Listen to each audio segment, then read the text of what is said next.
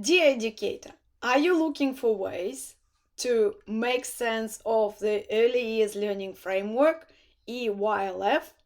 I'm here to help.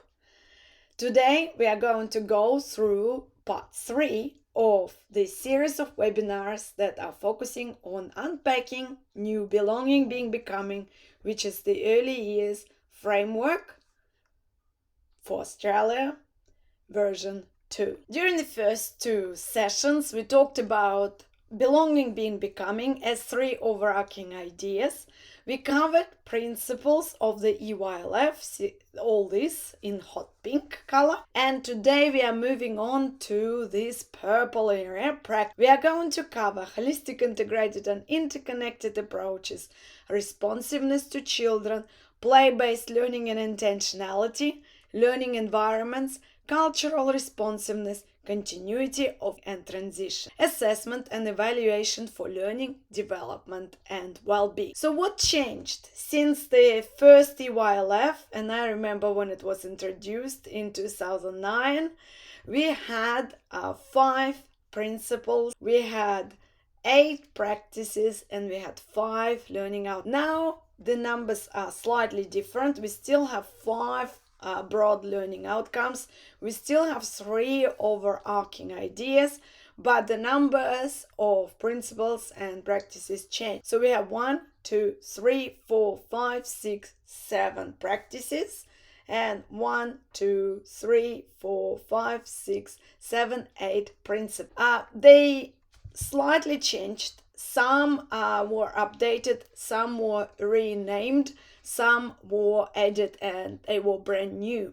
So that's something that you would like to watch.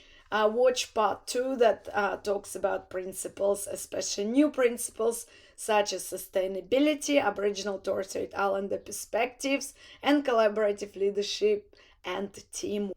So today we're gonna focus entirely on 7 practices. Let's delve into these wonderful practices that I'm going to discuss. 7 principles that I covered in part 2.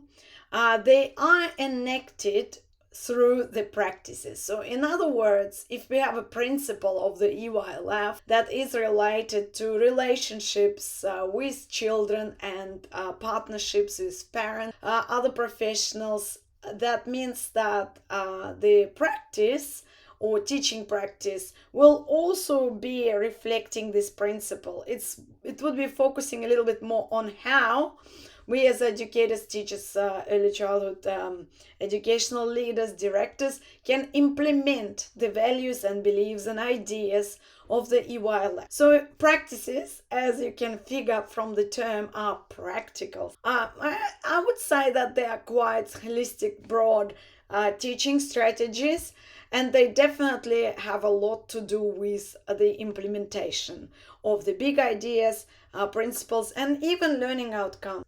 Excuse me. So let's again review all of them. So first one is holistic, integrated, interconnected approaches. You can rename it as holistic learning, but it is what it is, so it's more complex than just holistic learning. The second one is responsiveness to children. The third one is play-based learning and intentionality. So this principle changed. It is more broad now, and it improved, and they also added child's play intentionality, which is amazing. Learning environments stayed the same. Cultural responsiveness changed the title and obviously meaning as well. Continuity of learning and transitions, important practice that we still have. Assessment and evaluation for learning, development and well-being also stayed not the same, slightly changed, but more expanded, and with focus more on assessment types, the difference between assessment and evaluation explained, also reflection and evaluation separated. So it's pretty detailed definition of assessment, so you will have a lot of information in this booklet framework, which you can download in the description below, or always go to ICQA website and download the original document.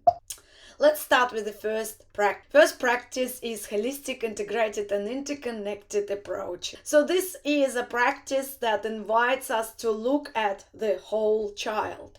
One of my favorite books in early childhood education and care is the Big Picture by Karen Kern. And in her book, since the first edition, I'm sure, she talked a lot about the whole child. So if you don't have this textbook, but still studying or learning about early childhood, I encourage you to get a copy. It does have a lot of relevant information about what is a holistic approach and how to implement it. So basically we consider all 5 domains of child development, and we also do not separate them. So we understand that all these domains are integrated and interconnected. So in other words, if child starts to develop physically, they also might start develop socially, because they are more confident, their self-esteem is becoming more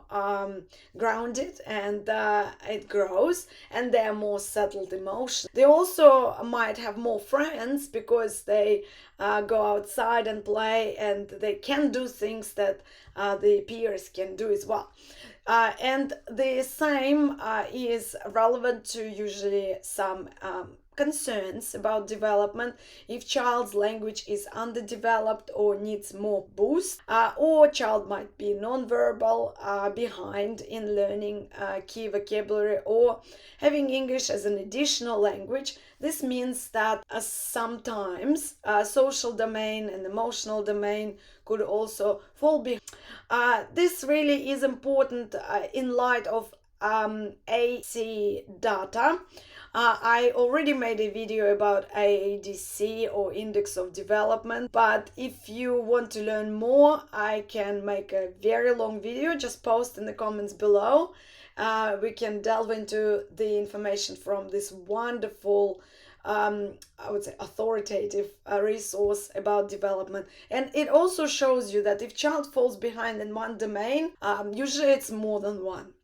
And that talks about importance of catching them early and also intervention. So here we are looking at children holistically, considering not just them as bodies or ticking the boxes of what they can or cannot yet do, but we also consider them as spiritual beings, and this brings to the light the perspectives of traditional owners of the land, custodians of the land, Aboriginal Torres Strait Islander community. Holistic approaches, and I'm quoting EYLF 2.0, the interconnectedness is at the center of the holistic approach. They emphasize the interconnectedness of all facets of children's learning, development, and well-being. Educators adopting this approach consider children's physical, social, personal, emotional, spiritual well-being, and cognitive learning as we observe children's behavior, promote experiential learning, and understand the close link between child's minds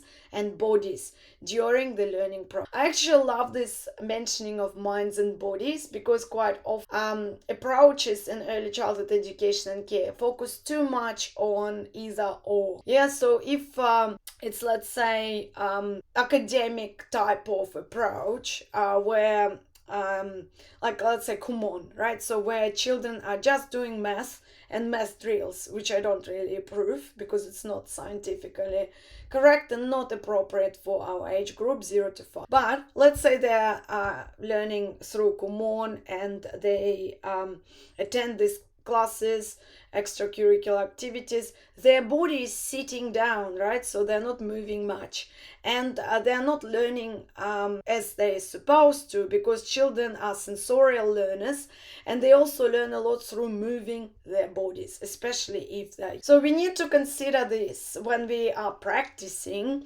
and that's why it's number 1 practice in holistic, integrated, interconnected approaches: values, children's voices, actions, and mood planning and evaluation.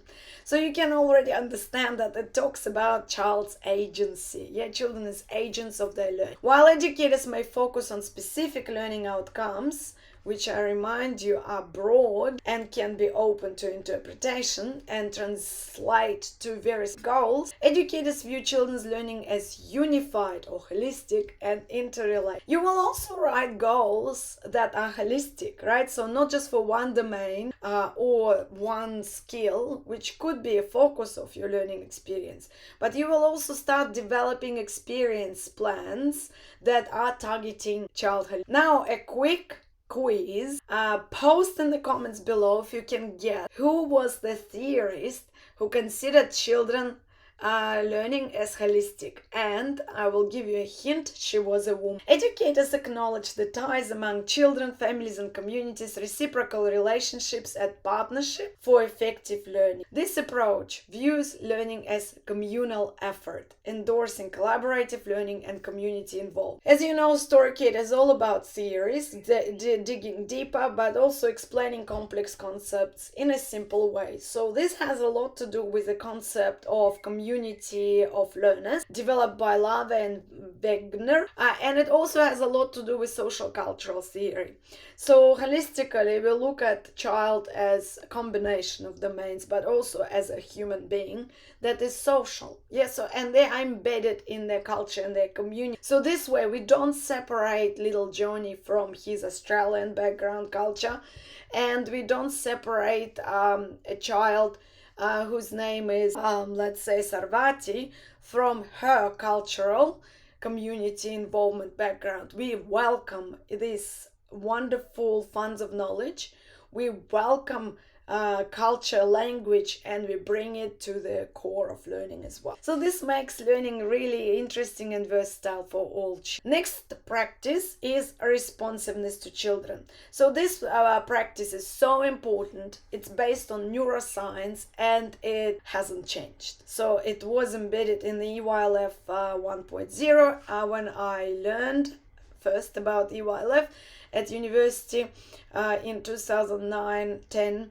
I remember it was very interesting that we were sitting at university room, which is actually quite not far from where I live, and we were all thinking about responsiveness to children, and we were unpacking it as a class. So it was a big class, and we talked about reciprocity. What is reciprocal? And we unpacked this term as well. So responsiveness might seem like a difficult word at first, but we are basically responsive. We respond to children. Yeah, it's all about nurturing. It's all about building relationships that are also based on evidence from neuroscience. Children, especially young babies and toddlers, of course preschoolers as well, strive on positive, strong, secure relationships with adults, significant others. So educators should understand that, and that's why in our practice of responsiveness to children, we cater to each child's unique strengths, abilities, and curiosity. So we recognize, appreciate, and nurture children's strengths, skills, and knowledge.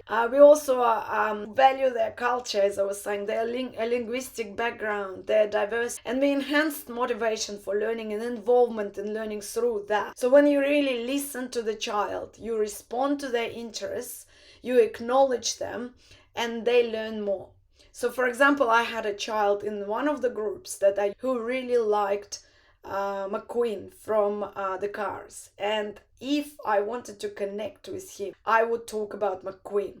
I would set up experiences that would promote it, and sometimes even behavior guidance would be based on in McQueen. Another example, my niece really liked, when she was 3 to 5, Paw Patrol. Not uncommon, and I took some time to learn about them. I asked her a lot of questions, and she was telling me, "You silly, you don't understand. Not this dog. This is the other dog." I was very, very bad at remembering who is who in Paw Patrol, and asked more open, generic questions. What do they do? Why do you like them? And then I brought her a lot of interesting extension activities from Australia to connect even further. And she appreciated this. She really likes to talk about any of her new hobbies because I maintain this strong interest in her unique abilities, curiosity. So think about your class as the class of separate individuals that are absolutely amazing and unique. Even if they're shy and quiet, slow to warm, you still can connect with them, even if they're non-verbal. So educators respect child's agency, expertise, funds of knowledge, cultural heritage, and diverse ways of learning and thinking. We respect languages spoken, and as a teacher, I always make an effort to learn the key words. I try to learn at least say hello in this language. For example, I learned recently that Xin Chao is hello in Vietnam. Hello to my Vietnamese student. And this could be part of your practice, that is responsiveness to children. Furthermore, educators value children's wealth of experience and ideas, social interactions, and playfulness, which serve as a critical foundation for making curriculum decisions. In other words, why do you need to be responsive to children to create better programs? As a teacher, you want to create programs that are based on children's interests, not just yours, on children ideas and theories, not just yours, because you are an adult and they're children and they think different. Educators help to extend their thinking, and educators prepare environment that helps children to discover, to experiment, to learn concept, to grow. And of course, we sometimes are intentional about well-being, healthy eating, and growing vegetables and whatever experiences you plan. But the key is, of course, to value children as learners. So we are open to the feedback from children. We also open to be challenged as teachers, and we open to listen to children. Here I will remind you of one of my favorite approaches, Reggio Emilia approach from Italy, and specifically the term that was invented by Carla Rinaldi. You can watch the video by her, which I post in my social medias sites and just under this video as well. She talks about pedagogy of listening, and I think this is very, very important part of being a teacher, or as they call it, pedagogista, is to be tuned in to children and listen for real without assumptions. And this is some kind of interesting practice that obviously is inspired by neuroscience, but also what we know works in early childhood education, what works better. They look both planned and spontaneous, teachable moments to enhance children's educational journey. So basically, this is a messed up quote that I added. I meant that teachers take both planned and spontaneous teachable moments to enhance children's educational journey. So they use these moments, and a little bit more about teachable moments in a separate video, but you can tell that this picture shows this example of being responsive.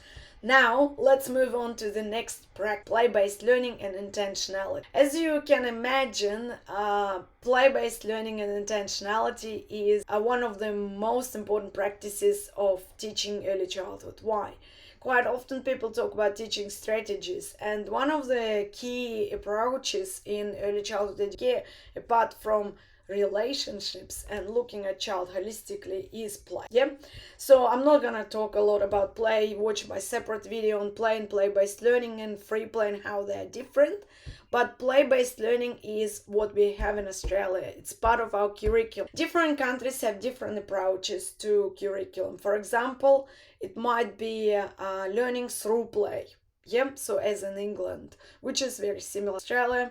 It could be play learning, they might call it in Scandinavian. It could be a little bit more intentional, as in, let's say, Singapore and Korea. It's play-based in Vietnam, from what I... And it could be more inclining towards intentionality, countries like post-Soviet countries like Russia. Think about your background. If you come from a background that is unique, can you post a comment under this video? What curriculum is popular for early childhood education in your country? Is it more play-based, free play, or is it more intentional academic teaching? But now a little note on intentionality. It's not about rote learning, and it's not about teacher as a sage on stage and teacher just telling children. No. So that's the key idea of expanding this practice and explaining it to early childhood educators and teachers. I encourage you to read the original document, EYLF, Belonging Becoming version 2, specifically focusing on this practice. Here is my explanation, and I encourage you to delve. So play-based learning approaches encompass various types of play and acknowledge the deliberate roles that children, that's what they edit, and educators play in children's education. So they kind of tell us, yes, children learn through play, 100%. It's now evidence-based. Research supports it's true. But how? What kind of play? Yeah, what's our role in this play? And most of research is exploring whether we are important when children free play outside, when they run around and create their own snacks. Do children benefit from our intentions when we set up environments that are more thoughtful and beautiful and aesthetically pleasing or rich in terms of what we want children to discover and learn, or the potential? Is it about our role as observers? Like NG play is an approach that originates from China. Miss Cheng created it, and all educators do is provide children with a lot of wonderful, risky play, loose parts, and children build amazing things. Of course, amazing with these containers, planks, ladders, and if you look at it first time, you're like, oh my god! Seriously, I encourage you now to go. But then you start to get more comfortable, and what educators do, they just walk around and they learn to observe, and interpret it. So, but they also invite children into these interpretations and reflection. So this is an example of this balance of play-based, where children are true agents of their play, and intentions of educator who can then adjust the environment, change, and maybe introduce some concepts that were covered in play earlier. I'm a huge fan of this approach, but we also think about child intentionality here more. EYLF 2.0 talks more about the child is intentional in their play. The free play, whatever you call it, it's not running around with sticks, like one of my friends described it, doing nothing. It is absolutely intentional activity. It is spontaneous, free from adult supervision usually. That's what children talk about play. But it is definitely spontaneous and child chosen. So the key in identifying play is when child play, when they are not pushed to play. And of course, intentionality in this regards can be around learning environments, how we set up play, resources we provide, where do we set up these play areas, how much time children are given, what we do in terms of grouping children for play. Do we interfere and address any race or any behavior that is not inclusive? Do we stop violent behavior? Of course we should. And how do we introduce concepts? How do we use these as teachable moments? How do we challenge child to go first? And that is the approach. Yes, so that is the intent.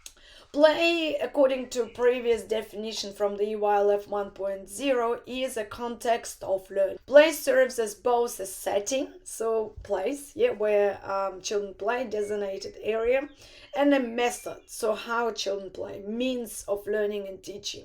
We also teach through play. Yes, EYLF allows us. So for example, when I was a tutor, I would play with children a lot. It wouldn't be free play. It would be more like guided. Yes, so guided means that I will encourage them to play with me and with other children through movements, through solving problems. But sometimes even this wouldn't be called play. It could be more playful activity, right? So we need to find this balance when we think about play as free. Yes, so play is free, spontaneous, and child. So play-based learning is when play is the major part of it. And also it offers children to learn through exploration. So for example, you set up beautiful gardening experience and children can pretend to play gardeners, right? Plants and water plants. It's not necessarily real play, it could be imaginative play, but they improvise, they use their imagination, create. You can set up dress up corner, and this encourages children to play, and as they play they learn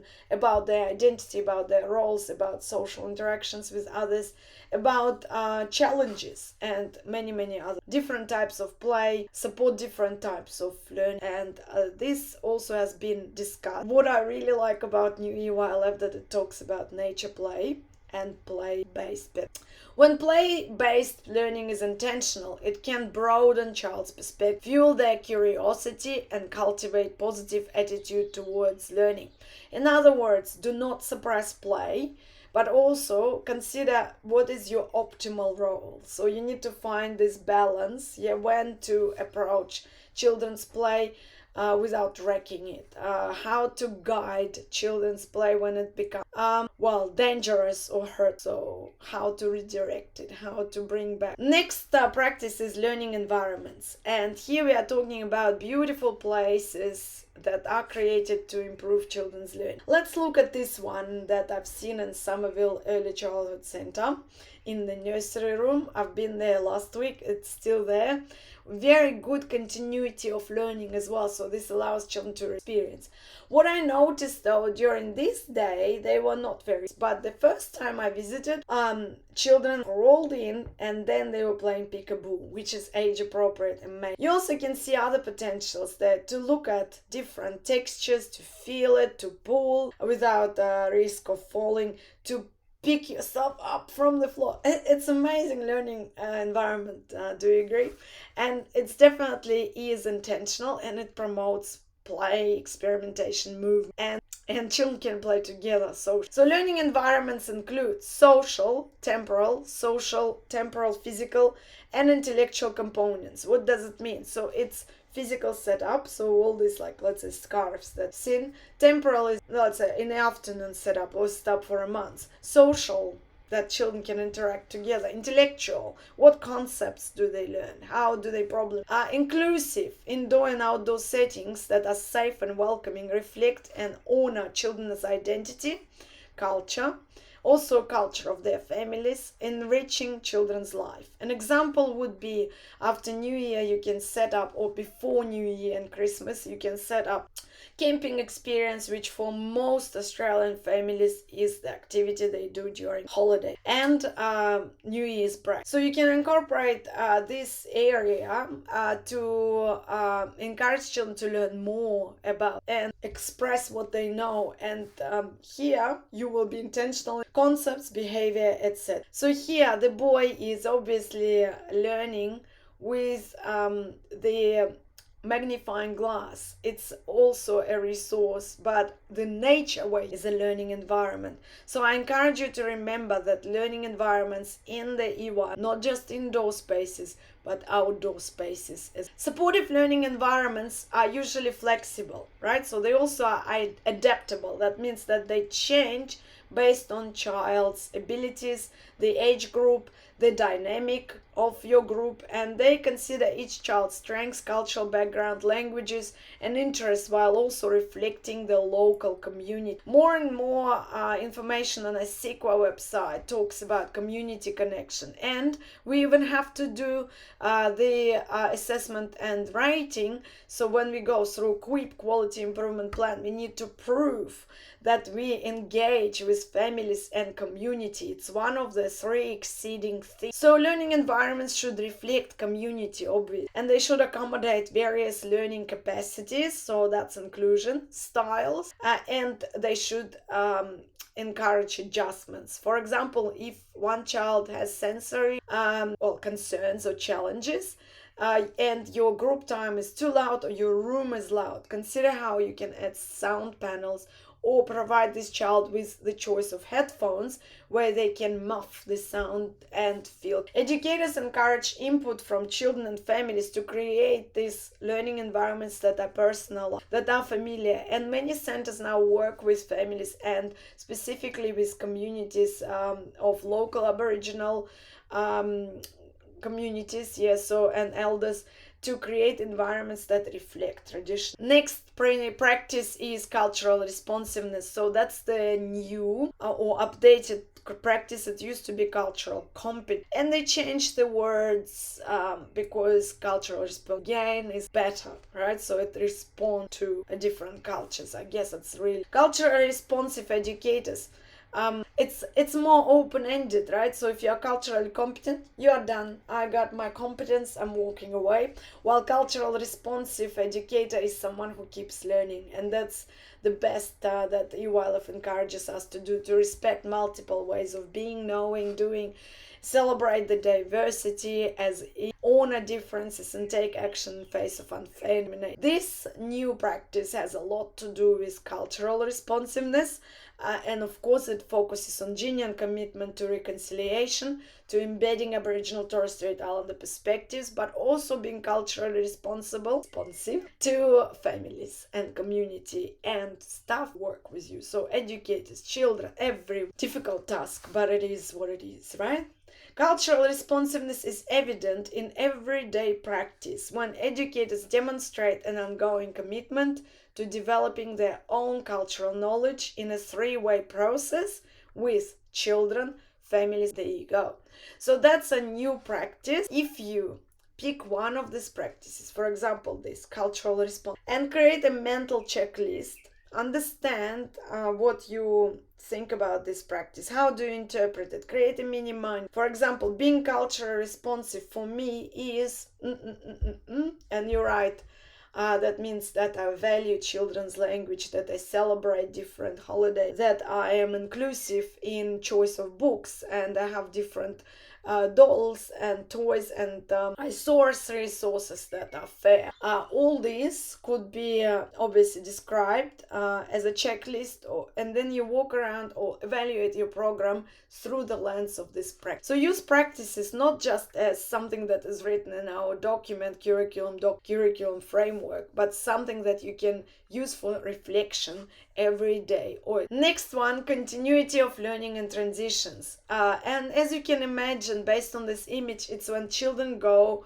to school, big school, or when they actually start learning at your center or family daycare, and when they move from one room. So continuity of transitions is very important principle, because early childhood education and care needs that we need to approach these times as important, and we also need to approach transitions as learning. There is a great book if you want to expand your learning. It's called Rituals. I highly recommend to read.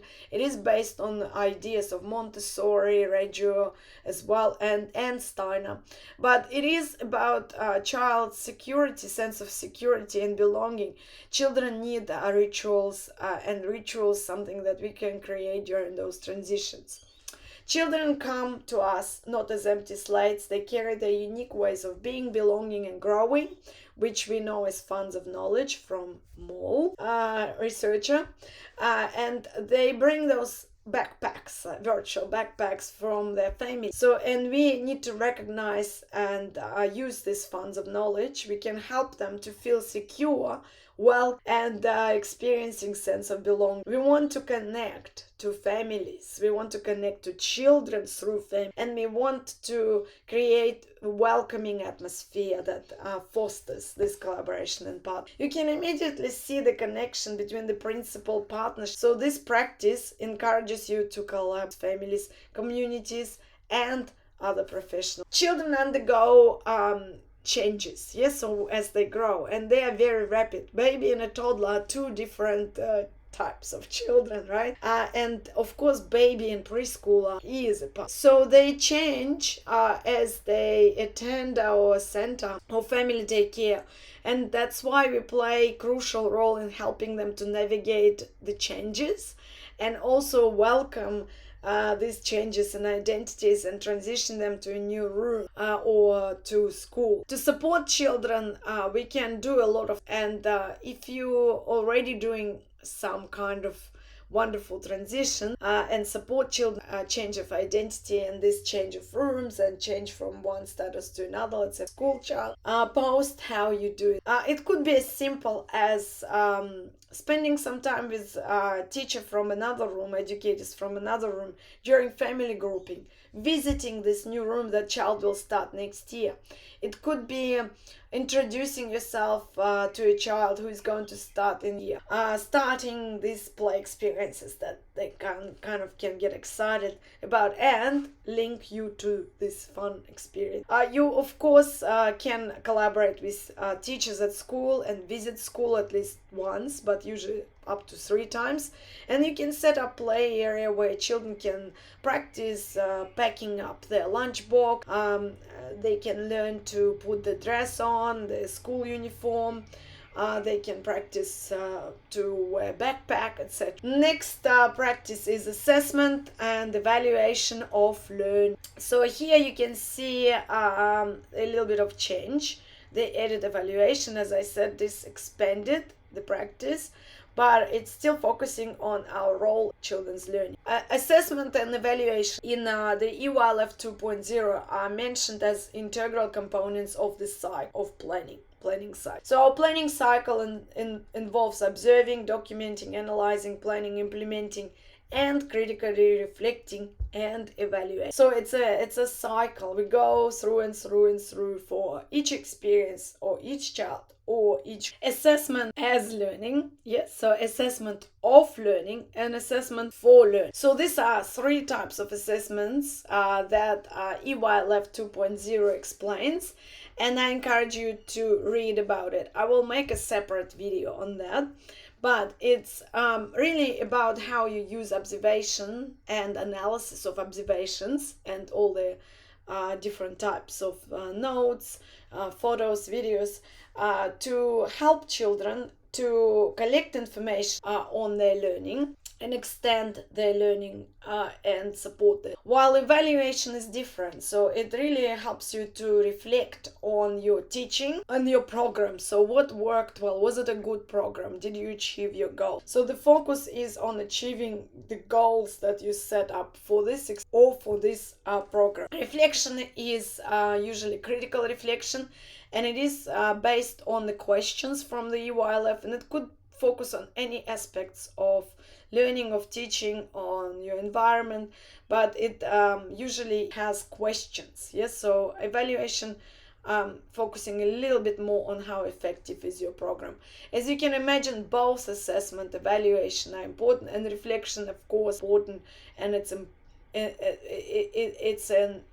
important process that we all should demonstrate in order to pass the assessment and rate. By using information from assessment and evaluation, educators usually collaborate with children, other professionals, your mentors, your educational leader, your nominated supervisor, and we establish goals for children and for your program. So the goals could be short-term, long-term, but the most important thing that they should support children's learning. To extend it to be developed in collaboration with the child, with family. And just a reminder that this is the planning cycle, and as you can imagine that this practice here, and we talk about evaluation here. So as for assessment, it is here, it is step 2. So we start with observing, which could also be assessment of learning. So it's a summative assessment. For example, you want to assess how children now able to write their name. So that would be assessment as learning. So you ask them to write their name, and this is the type of assessment that's learning. Assessment for learning usually is focusing on the goals of child. So an assessment as learning is something that you can do if child is showing how they are. So you observe, assess, plan, implement, evaluate the planning cycle, and practices that we covered. Of course, they link back to the EYLF planning cycle but you also any practice and consider whether you observe, assess, plan, implement, evaluate children holistically. When you observe, assess, plan, implement, evaluate children's learning, are you responsive to children? Then you can consider learning environments and their role, observing, assessing, implementing, evaluating children's learning. So you can go through this cycle and evaluate your learning environment. You can also evaluate your transitions going through this cycle. You can evaluate your own intentionality, and you can evaluate your play. So it's pretty interesting connection.